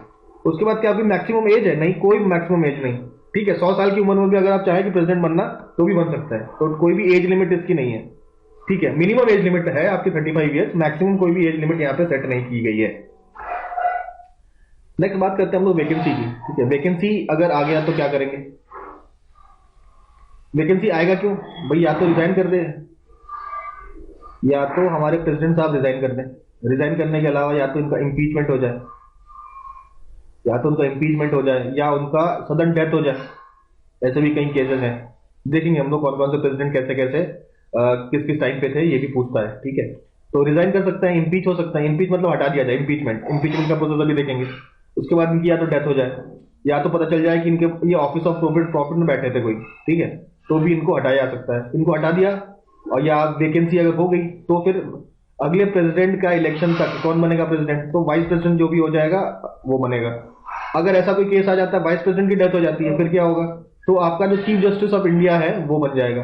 अगर ऐसा हो गया प्रेसिडेंट भी नहीं रहे, वाइस प्रेसिडेंट का भी डेथ हो गया और सीजीआई भी नहीं रहे, तब कौन होगा, तब होगा सीनियर मोस्ट जज ऑफ सुप्रीम कोर्ट। अब कोई ना कोई सीनियर मोस्ट जज तो होगा ही, ऐसा तो हो नहीं सकता सारे जज मर जाए, ठीक है, तो सबसे ज्यादा सीनियर मोस्ट जो जज होगा सुप्रीम कोर्ट का वो बन जाएगा हमारा प्रेसिडेंट। तो ये पूरा चेन ऑफ सक्सेशन होगा अगर कभी वैकेंसी हुई तो। यहाँ पे अभी इंपीचमेंट की बात करते हैं। इंपीचमेंट है आर्टिकल 61। देखिए आर्टिकल धीरे धीरे आपको याद हो रहा है, आप नोटिस नहीं कर पा रहे होंगे। भाई 52 कहता है प्रेसिडेंट है, 53 कहता है कि सारे एग्जीक्यूटिव एक्शन प्रेसिडेंट के नाम पे लिए जाएंगे, 54 बताएगा कौन इलेक्शन में वोट देगा, 55 बताता है इलेक्शन होगा कैसे, 56 देखिए यहाँ बताया टेन्योर। उसके बाद 60 हमने देख लिया कि भाई ओथ देगा सीजीआई को। 61 देखते हैं कि how will the process of impeachment take place, कैसे इम्पीचमेंट का प्रोसेस होगा, ठीक है, क्यों होगा। भाई कॉन्स्टिट्यूशन का वायलेशन कर दिया आपने, प्रेसिडेंट अगर कॉन्स्टिट्यूशन का वायलेशन कर दे तो उसके जो चार्जेस फ्रेम किए जाएंगे, और किसी भी हाउस में कम से कम एक चौथाई मेंबर उसको साइन करे कि हाँ भाई हम प्रेसिडेंट को हटाना चाहते हैं। जब किसी भी हाउस में एक चौथाई मेंबर ये साइन करके दे देते हैं किसी भी हाउस में कि हम अब प्रेसिडेंट को हटाना चाहते हैं, फिर प्रेसिडेंट को मिलेगा नोटिस, फिर प्रेसिडेंट को आपको नोटिस दिया जाएगा।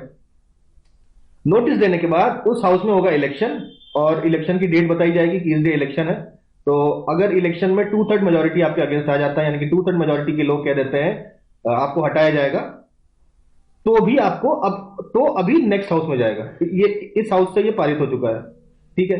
नेक्स्ट हाउस में फिर आपका इन्वेस्टिगेशन होगा, और इन्वेस्टिगेशन में आप अपीयर हो सकते हैं। क्या इन्वेस्टिगेशन में आपके प्रेसिडेंट अपीयर हो सकता है? हाँ हो सकते हैं अपीयर। और अपीयर होने के बाद फिर वोटिंग होगी, 2/3 मेजोरिटी अगर यहां पे मिल जाती है तब जाके फाइनली आपका प्रेसिडेंट का इंपीचमेंट होगा, तब जाके फाइनली हमारा प्रेसिडेंट का इंपीचमेंट हो जाएगा, ठीक है। कुछ बातें करते हैं पावर्स ऑफ द प्रेसिडेंट के बारे में। पावर्स, कई सारे पावर्स हैं, ठीक है। हम अलग अलग पावर्स देखेंगे, चाहे एग्जीक्यूटिव पावर हो, लेजिस्लेटिव पावर हो, जुडिशरी पावर हो, करके देखेंगे, ठीक है। सबसे पहले हम लोग बात करते हैं एग्जीक्यूटिव पावर की। एग्जीक्यूटिव पावर क्या है?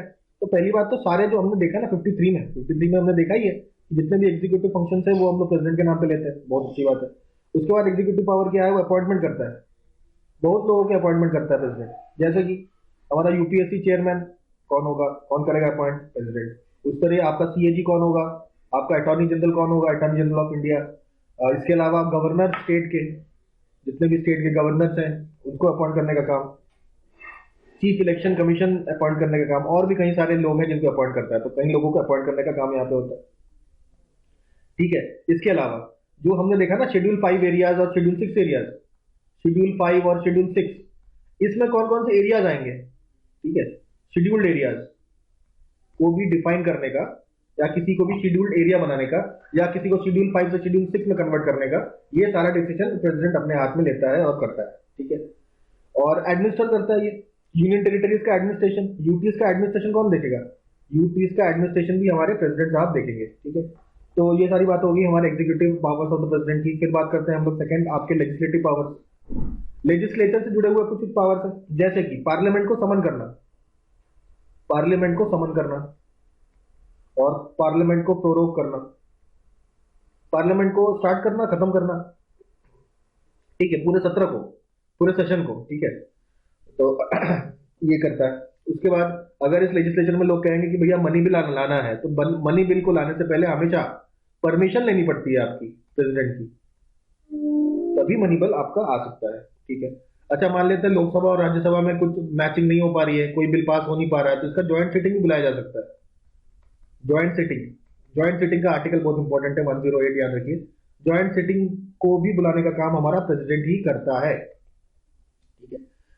इसके बाद भाई जो भी सेशन ऑफ द पार्लियामेंट है, हर सेशन ऑफ द पार्लियामेंट के स्टार्ट में एड्रेस होता है, फर्स्ट सेशन। तो जनरल इलेक्शन के बाद जो पहला सेशन होता है उसको आपका प्रेसिडेंट एड्रेस करता है। इलेक्शन के बाद का पहला सेशन, और हर साल के शुरुआत का पहला session, every year. I hope बात समझ में आ रही होगी भाई। इलेक्शन हुआ, इलेक्शन के बाद जो पहला सत्र होगा पार्लियामेंट का, उसको उसको आप एड्रेस करेगा प्रेसिडेंट। इसके अलावा हर साल का पहला जो आपका सेशन होगा, बजट सेशन है, उसको भी प्रेसिडेंट एड्रेस करता है। ठीक है। अच्छा, और पावर है इनके पास भाई, अगर एमपीज को आपका डिस्क्वालीफाई करने का अधिकार इनके पास है। पार्लियामेंट के मेंबर्स को डिस्क्वालीफाई कर सकता है, लेकिन अपने मर्जी से ऑब्वियसली नहीं करेगा। डिस्क्वालीफाई करने के लिए रिकमेंडेशन आएगी इलेक्शन कमीशन ऑफ इंडिया से कि भाई देखो ये वाला जो आपका एमपी है इसको डिस्क्वालीफाई कर दीजिए, कुछ रीजन होंगे उसके, तो हटा दिए जाएंगे। ठीक है। अच्छा, सबसे बड़ी बात भाई, आपके जो लेजिस्लेचर है उसका तो स्पीकर और डिप्टी स्पीकर होता है। ठीक है। चेयरमैन और डिप्टी चेयरमैन होता है। ठीक है। तो इन सबको अपॉइंट करने का काम आपका चेयरमैन और डिप्टी चेयरमैन, ये भी आपका प्रेसिडेंट ही करता है। ठीक है। राज्यसभा में पहले नॉमिनेशन होता था भाई, 12 मेंबर्स नॉमिनेट होते थे पहले, क्या अभी भी होते हैं। तो 12 मेंबर नॉमिनेट करने का काम आपका प्रेसिडेंट का है। इसके बाद लोकसभा की बात कर लेते हैं भाई। लोकसभा में भाई 2 एंग्लो इंडियन आने का था, लेकिन वो प्रावधान अभी हट गया। पहले था कि 2 एंग्लो इंडियन आपके लोकसभा में आएंगे, तो ये 2020 2020 में ये प्रावधान खत्म कर दिया गया, तो लोकसभा में अब नॉमिनेट नहीं होते एंग्लो इंडियन। ठीक है। तो ये कुछ बातें हम लोगों ने कर ली है। और पावर देख लेते हैं, लेजिस्लेटिव पावर। अगर लोकसभा को डिसॉल्व कराना है तो लोकसभा को डिसॉल्व भी प्रेसिडेंट ही करता है। अब आते हैं एक इंपॉर्टेंट लेजिस्लेटिव पावर पे, जो है वीटो पावर। वीटो पावर 3 प्रकार के होते हैं। एक होता है एब्सोल्यूट वीटो, एक होता है आपका सस्पेंसिव वीटो, और एक होता है पॉकेट वीटो। देखेंगे। सबसे पहले बात करते हैं हम लोग एब्सोल्यूट वीटो की। अब मान लेते हैं देखिए लोकसभा सेशन में है, लोकसभा यहाँ पे खत्म होता है, फिर आपका इलेक्शन होता है। ठीक है। तो लोकसभा जो यहाँ पे खत्म हुआ, तो उसने लोकसभा ने एक बिल पास कर दिया, लेकिन राज्यसभा में पेंडिंग है या लोकसभा में पेंडिंग है। ठीक है। ऐसे पेंडिंग बिल्स जो कि पूरी तरीके से पास नहीं हुए हैं, इनको नई लोकसभा आने के बाद, लोकसभा नया आ गया, ठीक है, ये लोकसभा एन और ये N+1, तो नई लोकसभा आई इलेक्शन के बाद, उसने ये जो पुराने बिल्स है ना, इन लोगों को इसको हटा दिया। ठीक है। पुराने बिल्स जो है, जो आपके प्रेसिडेंट से साइन नहीं हुए थे, चाहे वो लोकसभा में पेंडिंग हो, राज्यसभा में पेंडिंग हो, वो सारे बिल आपका ये वीटो लगा के आपका हटाया जा सकता है। इसका एग्जांपल देख लीजिए। तो डॉक्टर राजेंद्र प्रसाद ने ये पहली बार यूज किया था, और आपका बिल का नाम था आपका पेप्सू बिल। बिल का नाम था आपका पेप्सू एप्रोप्रिएशन बिल। ठीक है, याद रख सकते हैं आप लोग, पेप्सू पेप्सू एप्रोप्रिएशन बिल। पहली बार डॉक्टर राजेंद्र प्रसाद ने आपका यूज किया था एब्सोल्यूट वीटो। ठीक है। नया लोकसभा आया और पुराने बिलों को खत्म कर दिया। ठीक है। Next, suspensive veto. हमको पता है सस्पेंसिव वीटो का मतलब ये है, एक बार प्रेसिडेंट के पास पहुंचा ये बिल, तो प्रेसिडेंट ने साइन नहीं किया, इसको दोबारा रिकंसिडरेशन के लिए भेज दिया। ठीक है। लेकिन दोबारा अगर ये बिल चला गया तो आपको साइन करना ही पड़ेगा। अब आते हैं next, pocket veto. Pocket veto ordinary bill के केस में, मनी बिल के केस में पॉकेट वीटो नहीं यूज कर सकते। आपके प्रेसिडेंट के पास पहुंच गया बिल, प्रेसिडेंट ने देखा बिल को और ना उसको वापस भेजा, ना इस पे साइन किया, अपने पास रख लिया, तो उसको भी कहते हैं पॉकेट वीटो। क्योंकि प्रेसिडेंट कितने टाइम तक साइन करके देगा, उसकी कोई लिमिट नहीं, अवधि नहीं मेंशन्ड है कॉन्स्टिट्यूशन में, तो उस लूपहोल का इस्तेमाल करना ही आपका पॉकेट वीटो है। संसदीय जो भाषा है उसमें इसको बोलते हैं जेपी प्रोहिबिशन। जेपी प्रोहिबिशन बोलते हैं। इसका एग्जांपल है आपका इंडियन पोस्ट ऑफिस बिल। यानी जैल सिंह उसमें प्रेसिडेंट हुआ करते थे, उन्होंने पॉकेट वीटो का इस्तेमाल किया था on post office bill, Indian post office amendment bill. ठीक है। ये वाला जो आपका बिल था 1986 में, ज्ञानी जैल सिंह हमारे प्रेसिडेंट थे, उन्होंने ये पॉकेट वीटो किया था। ठीक है। आई होप इतनी बातें समझ में आ गई होगी। तो अभी तक हम लोगों ने क्या देख लिया, एग्जीक्यूटिव पावर्स और लेजिस्लेटिव पावर्स। तो लेजिस्लेटिव पावर्स में दो चीजें और बच जाती है। ठीक है। ये है स्टेट बिल के बारे में। भाई स्टेट का बिल तो होता है, स्टेट का बिल पास होने के बाद किसके पास जाएगा, गवर्नर के पास जाएगा। और गवर्नर के पास 4 ऑप्शन है यहाँ पे। पहला ऑप्शन क्या है भाई, तो गवर्नर, पहला ऑप्शन तो बहुत सिंपल है, पहला ऑप्शन साइन कर दे, एक्सेप्ट कर दे, तो भाई पास हो गया। दूसरा ऑप्शन ये है विथहोल्ड कर दे, अपने पास रख ले, ठीक है। तीसरा है रिटर्न कर दे, वापस कर दे, लेकिन रिटर्न करने के बाद दोबारा वापस आए तो साइन करना पड़ेगा। और चौथा है कि प्रेसिडेंट के लिए रख दे, प्रेसिडेंट के लिए रिजर्व रख दे। अब प्रेसिडेंट डिसाइड करेगी इस स्टेट बिल पे क्या हो रहा है, तो ये पावर ऑफ द प्रेसिडेंट हो गया ना with respect to the state bill, state के बिल के भी पावर है, ठीक है। उसके बाद आता है आर्टिकल 123, ये बहुत इंपॉर्टेंट है, पूछा जा सकता है ऑर्डिनेंस के बारे में।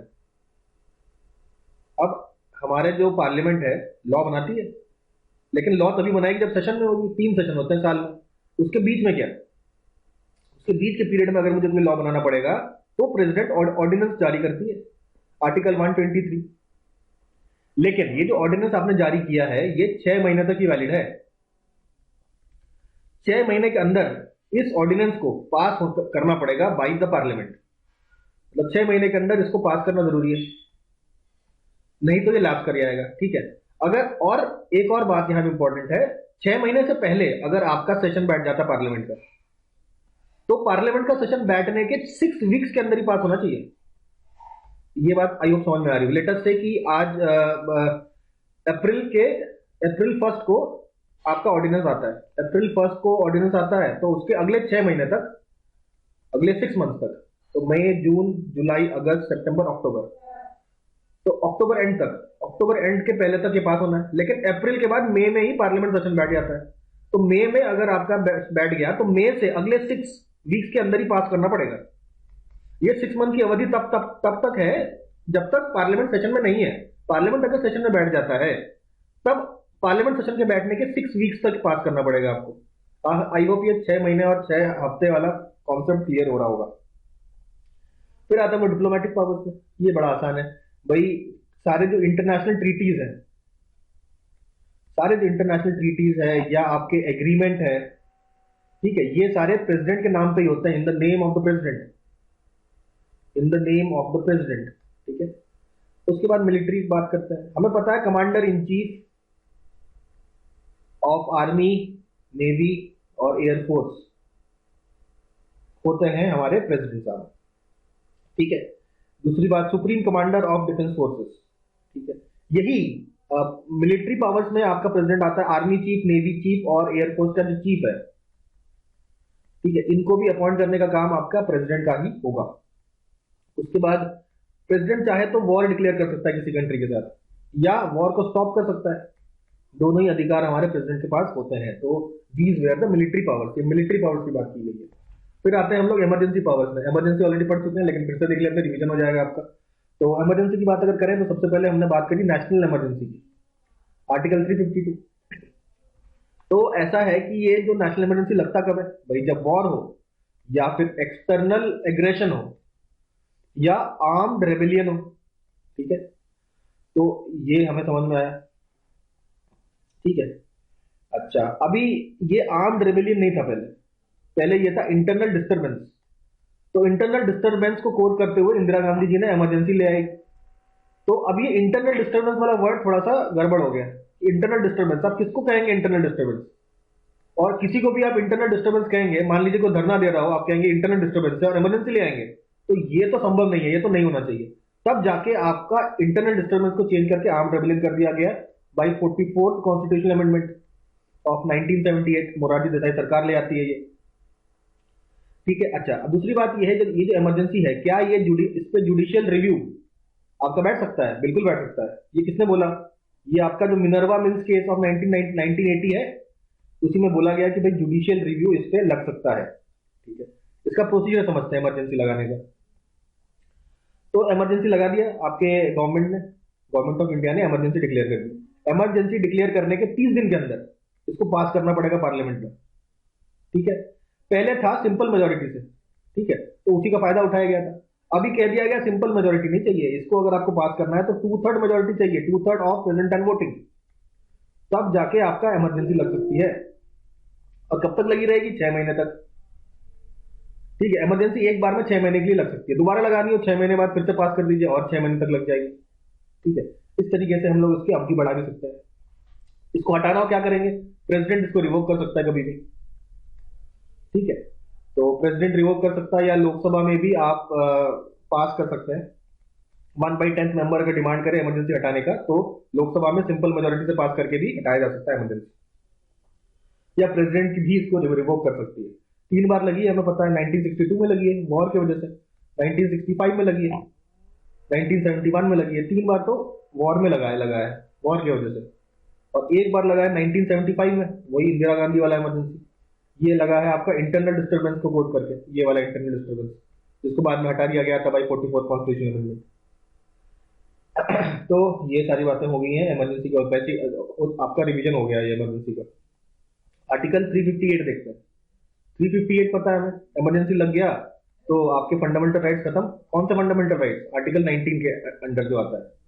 और इसके अलावा क्या कोई फंडामेंटल राइट जाएगा? जा सकता है, अगर 359 में प्रेसिडेंट लिख के दे दे कौन से फंडामेंटल राइट्स आपके खत्म होंगे इमरजेंसी में, तो ये आर्टिकल 358 359 की बात होगी। ठीक है, तो इसमें दो चीज और देखी थी हमने, आर्टिकल 21 और आर्टिकल 20 कभी भी सस्पेंड नहीं होंगे, किसी भी हालत में सस्पेंड नहीं होंगे।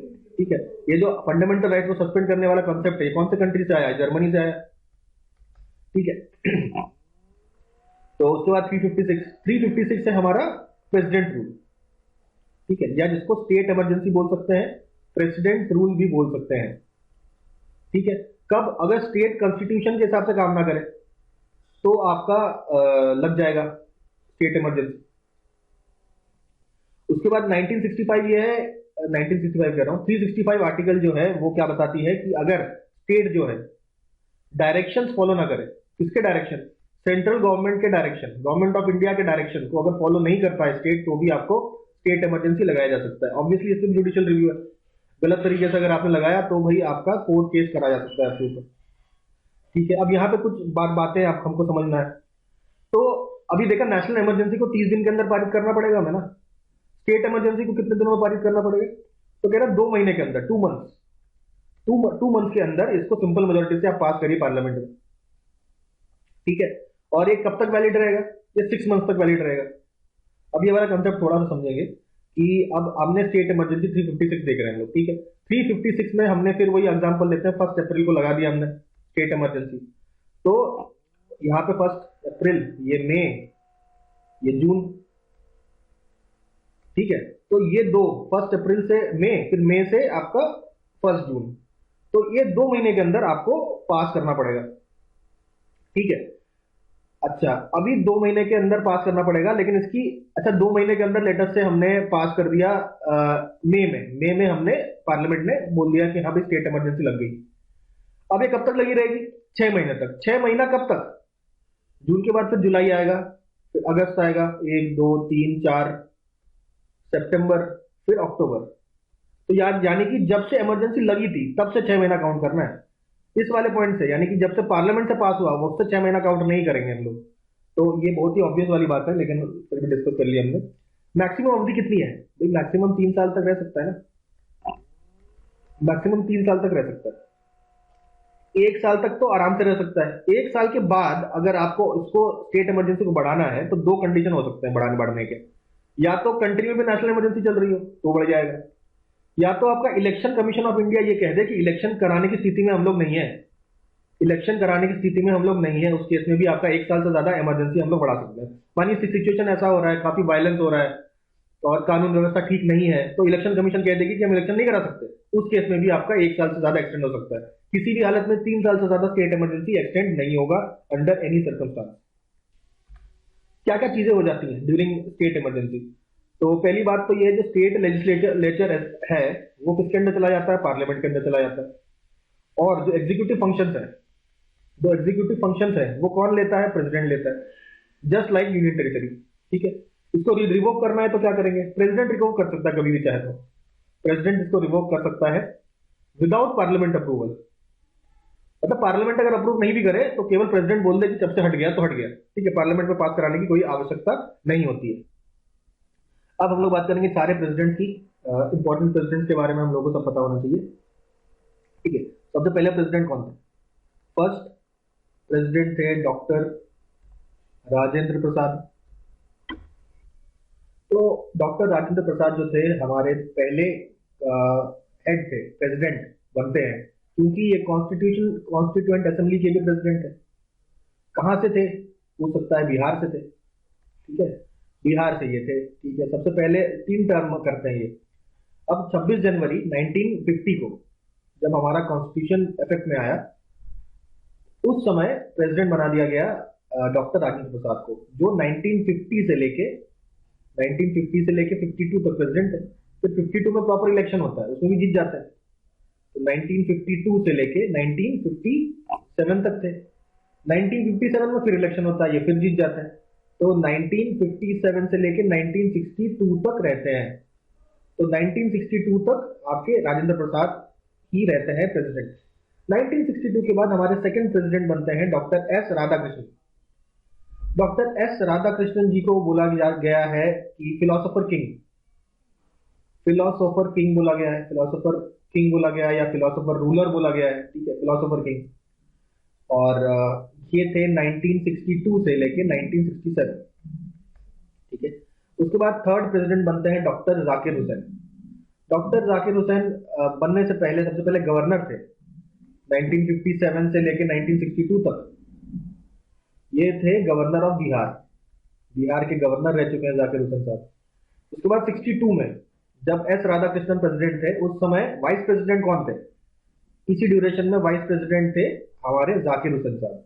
उसके बाद जब एस राधाकृष्णन जी का समय खत्म होता 67 में, तो 1967 से लेके 72 तक प्रेसिडेंट रहते हैं डॉक्टर जाकिर हुसैन, ठीक है। उसके बाद दोबारा इलेक्शन होता है, सॉरी 72 तक नहीं, 1967 से लेके 1969 तक। 1969 में इनकी डेथ हो जाती है। तो इनकी डेथ होने के कारण सबसे पहले एक्टिंग जो हमारे बने वो थे Justice M Hidayatullah. Justice M Hidayatullah बन जाते हैं हमारे एक्टिंग प्रेसिडेंट, ठीक है। 1969 में ही रहते हैं ये, मतलब जुलाई से लेके अगस्त तक आपके जस्टिस हिदायतुल्लाह रहते हैं प्रेसिडेंट। उसके बाद फिर इलेक्शन होता है 1969 में, जहां पे बन जाते हैं 1969 टू 1974 वीवी गिरी। वीवी गिरी हमारे प्रेसिडेंट बन जाता है। अब ये डॉक्टर वीवी गिरी जी के साथ ऐसा था कि ये ट्रेड यूनियन मूवमेंट के से जुड़े हुए थे, ट्रेड यूनियन मूवमेंट से जुड़े हुए थे वीवी गिरी साहब, ठीक है। और ये 2 बार प्रेसिडेंट रह चुके हैं, all India trade union commission के आपके प्रेसिडेंट रह चुके हैं, AITUC के प्रेसिडेंट रह चुके हैं 2 बार। ये बनते हैं 69 में और 74 तक रहते हैं। और इनके साथ एक और इंपॉर्टेंट चीज है जो हमें याद रखनी है, इन्हीं के बाद पहली बार डिस्प्यूट हुआ था प्रेसिडेंशियल इलेक्शन में का डिस्प्यूट। पहला डिस्प्यूट जो हुआ था, वो पहला और एकमात्र जो डिस्प्यूट था वो प्रेसिडेंट वीवी गिरी के सिलेक्शन को लेके ही था, ठीक है। और ये केस जो था हमने देखा था, कोई भी अगर डिस्प्यूट होता है प्रेसिडेंट के इलेक्शन में तो किसके पास जाते हैं हम लोग, इलेक्शन कमीशन के पास नहीं जाते, जाते हैं सुप्रीम कोर्ट के पास। सुप्रीम कोर्ट के पास गए, सुप्रीम कोर्ट के जज थे जस्टिस SM सीकरी। तो SM सीकरी साहब ने कहा था कि वीवी गिरी जी को प्रेसिडेंट बनाया जा सकता है, और ये इनका आदेश था। तो फिर वीवी गिरी जी बने थे हमारे चौथे प्रेसिडेंट 69 से 74 तक, ठीक है। उसके बाद आते हैं फिफ्थ, फखरुद्दीन अली अहमद। फखरुद्दीन अली अहमद रहते हैं 1974 से 79 तक, 74 से 77 तक, ठीक है। उसके बाद नीलम संजीवा रेड्डी 1977 से 1982 तक, ठीक है। अच्छा, नीलम संजीवा रेड्डी जी के साथ एक चीज याद रखना है, ये जो थे यूनानिमस थे। पहले ऐसे प्रेसिडेंट थे जो कि यूनानिमस, मतलब इनके अगेंस्ट कोई खड़ा नहीं हुआ था, ये एकमात्र खड़े थे। तो यूनानिमस विक्ट्री केवल एक ही प्रेसिडेंट की हुई है, वो है नीलम संजीवा रेड्डी, ठीक है। तो ये 6 तो आपके याद रखने, 1982 तक याद रखेंगे। उसके बाद रिसेंट वालों में हमें 11 प्रेसिडेंट थे हमारे डॉक्टर APJ अब्दुल कलाम, ठीक है। 13वां इलेक्शन था, लेकिन प्रेसिडेंट नंबर ये 11 नंबर के प्रेसिडेंट थे। यही है missile man of India. Missile man बोला गया है, क्यों बोला गया है मिसाइल मैन, क्योंकि इनके अंडर ही integrated guided missile development programme India ने किया था, ठीक है। तो इसलिए इनको मिसाइल मैन बोला गया है। उसके बाद आते हैं 12वें प्रेसिडेंट, ये बने थे 2000, 12वें प्रेसिडेंट है APJ अब्दुल कलाम साहब बने थे 2002 से लेकर 2007 तक। फिर आपकी प्रतिभा पाटिल जी आई, ठीक है, ये बनती है 12वीं प्रेसिडेंट और फर्स्ट वुमेन प्रेसिडेंट, इन्होंने भैरव सिंह शेखावत को इलेक्शन में हराया था। तो ये सारे प्रेसिडेंट्स के बारे में हम लोगों ने यहाँ पे चर्चा कर ली। अच्छा, प्रेसिडेंशियल हाउस जो है, राष्ट्रपति भवन, राष्ट्रपति भवन को बनाया किसने था? इसको बनाया था एडविन लुटियंस ने। एडविन लुटियंस ने आपका राष्ट्रपति भवन को बनाया। तो इसी के साथ ही हम लोग प्रेसिडेंट के बारे में सारी बातें यहाँ पे कवर कर देते हैं। इसी के साथ ही आज के दिन का जो कार्यक्रम है हम लोग समाप्त करते हैं और कल दोबारा हम लोग मिलते हैं इन द नेक्स्ट क्लास।